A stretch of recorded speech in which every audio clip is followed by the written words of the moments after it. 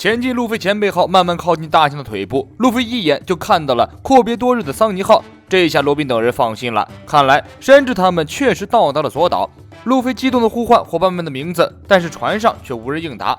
路飞和众人一起登上桑尼号，发现船上空无一人，山治等人大概是已经登岛了。桑尼号被拴在象腿上，大象只要一动，桑尼号就被拽出好远，产生的海浪宛如海啸一样。现在的问题是如何攀上这个高耸入云、看不见顶端的大象。这种事情难不到当代神笔马良勘侍郎。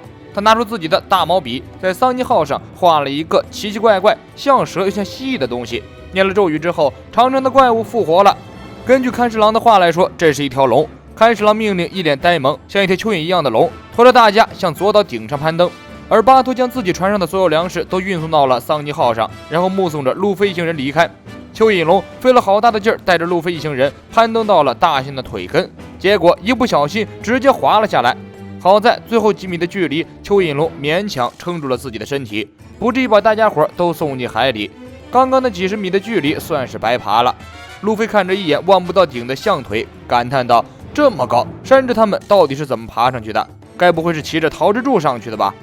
漫长的行程总是让人忘记一路的颠簸和紧张，不知不觉大家扯起了闲话。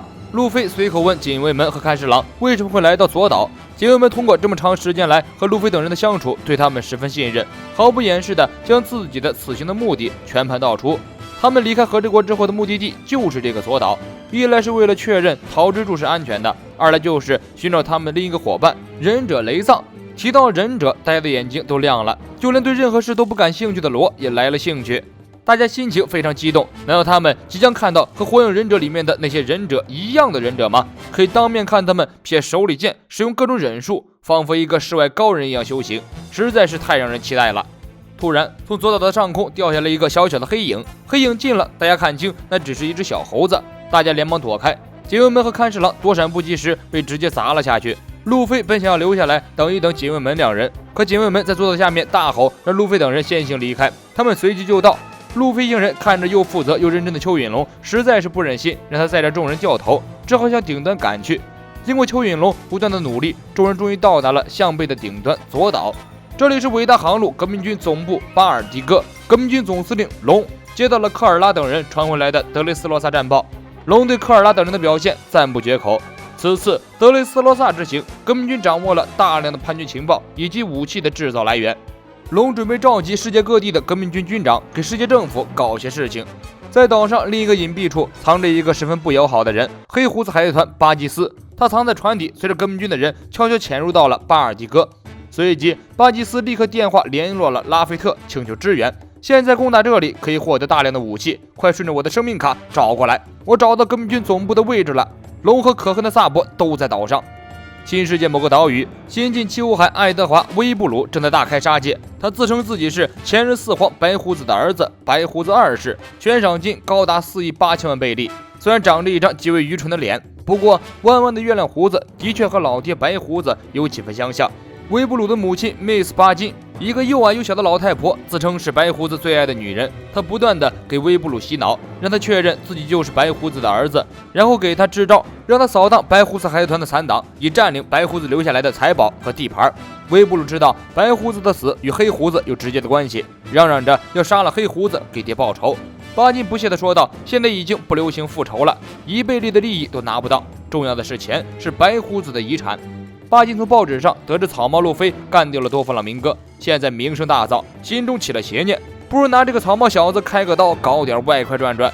在所有新进的七武海中，巴基应该算作目前势力最大、势头正盛的七武海了。新世界的巴厘岛上，巴基的海贼派遣公司巴基速递生意十分红火。多弗朗明哥垮台后，巴基的生意更是翻了1倍。因为多弗朗明哥失势的关系，导致世界各地战乱的地区失去了军火供应，于是他们只能求助于巴基，雇佣海贼、雇佣兵帮助他们作战。整个战斗市场，巴基速递已经独占鳌头。巴基借着七武海的名号，可以让自己的手下合法的参与战争中大肆掠夺，干尽非法的勾当，却受着世界政府法律的保护，简直不要太嚣张。巴基洋洋得意，七武海的名号对于他们这些做非法交易的海贼来说，简直是太方便了。正在巴基得意忘形的时候，手下给他传来一个坏消息：公司里的台柱子、人气最高的海贼雇佣兵海尔丁以及另外4个巨人海贼，居然同时申请退出了巴基宿地，另起炉灶去组建海贼团了。巴基一听就慌了，巨人海贼雇佣兵可是公司的招牌，他们一走，自己的生意必定要受到很大的损失。另一边，路飞一行人终于到达了左岛，在左岛上，众人看到了城门和一个国家。来到这里，果然是有文明的存在。路飞兴奋异常，一个人冲上了围墙上的瞭望塔。左岛的景色尽收眼底，这里有森林，有城镇，有河流，还有一棵鲸鱼一样的树。路飞只顾着一路看风景，而索隆等人刚一踏入城门，就感觉到了这里有一丝的微妙感。被人撞开的城门，破破烂烂的街道，空无一人的城镇，空气中弥漫着瓦斯和火药的味道。这里在不久之前就发生过一场激烈的恶战。突然，索隆和罗同时握紧手中的刀，暗处有人正飞快袭来。一个矫健的身影突然窜了出来，袭向索隆。索隆拔刀就砍，身影灵活地躲开，然后向索隆出招。这时，从森林里冲出来一个巨大鳄鱼，鳄鱼的背上有另一个奇怪的家伙，他大声制止住了攻击索隆的身影，似乎在催促他参与另一边的战斗。从身形和声音上来判断，这2个身影都是女性，不过却无法判断是人还是动物，因为她们的长相太奇怪了。骑着鳄鱼的女子交代乌索普一行人向森林深处的某个地方赶去，他们同伴的尸体就在那里。接着和白色的女子一起骑着鳄鱼匆忙离开。一听到尸体2字，乌索普都吓瘫了。不是吧，这才几天不见，娜美等人就变成尸体了？乌索普抱头大哭，其他几个人却十分平静。大家相信有山治在，他们根本不可能轻易被团灭。这种事情听起来更像是一个引诱他们深入的陷阱。比起那2个陌生的女性生物，索隆他们更愿意相信熟悉的人。罗掏出一张生命卡，这是红心海贼团航海士贝波的生命卡。生命卡直指前方。据罗所说，刚刚那2个女性生物是岛上像人一样的动物种族——皮毛族。罗的同伴贝波也是皮毛族的人。罗通过生命卡确认了贝波的方向，然后带着众人向贝波方向赶过去。几人经过城镇，发现这里一片废墟，各处都有战斗过的痕迹，很明显是遭受到了袭击。一行人的建筑物上还发现了深深的抓痕和巨大的脚印，街上还有拷问的刑具。罗宾通过对一些证据的分析，大概得出一些头绪。这个国家在1-2周之内被一伙神秘的人给毁灭了。左岛的森林中，路飞独自在森林中游荡，突然遭遇了2个动物的袭击。这2个动物会说话，而且还是站立行走，看起来应该是岛上的土著居民。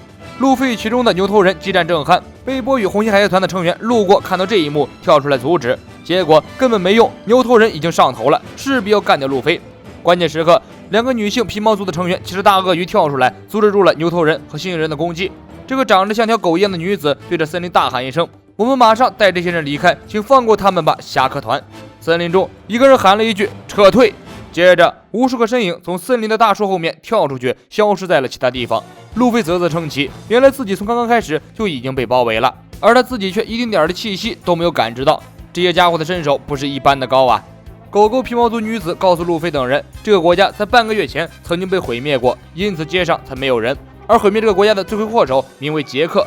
突然，岛上一阵剧烈的震动，左岛的本体大象深处的巨大鼻子向身上喷水，岛上下起了喷火雨。从大象鼻子里喷出来的水如同洪水一般倾泻而下，瞬间将森林淹没。好在兔子皮毛族女孩加洛特出手相救，把路飞从水里捞了出来，救了路飞一命。洪水很快退去，路飞日常感叹劫后余生。狗狗皮毛族旺达告诉路飞，这是左岛的象主每日2次的淋水活动，虽然过程比较吓人，不过这却是象主带给岛上居民的恩惠。淋下来的海水会通过海上的过滤装置变成日常用水，随着海水被喷下来的还有各种鱼类，供岛上的居民日常食用。淹没街道的海水很快退去，并没给岛上带来什么损失。看来岛上的居民应该已经是习以为常了。路飞随着旺达和加洛特乘坐巨大鳄鱼经过街道，看到了耸立在街道上的刑具。旺达突然悲从心起，默默地擦着眼泪。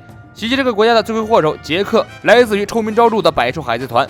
不过据报纸所报道的，就在几天前，杰克因为袭击押送多方了民国的军舰被干掉了，这也是情理之中。因为海军舰队中可是坐着海军大将和前任海军元帅，就算是四皇本人也不会贸然行动吧？真不知道杰克是真的猛还是脑子不正常。不过就算独自一人面对海军大将和海军前任元帅，杰克依然击沉了4艘军舰中的2艘，实力可见一斑。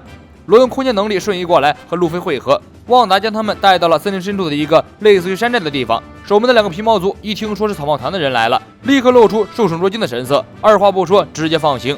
在这里，路飞等人受到了 VIP 级别的贵宾待遇，路飞行人走到哪里，哪里就是一片庆贺的声音。本来听说皮毛族是战斗民族，而且特别抵触外来人员，现在一看，好像和传说中的不太一样。皮毛族还是很友善好客的，不仅不排外，而且对人类特别亲密。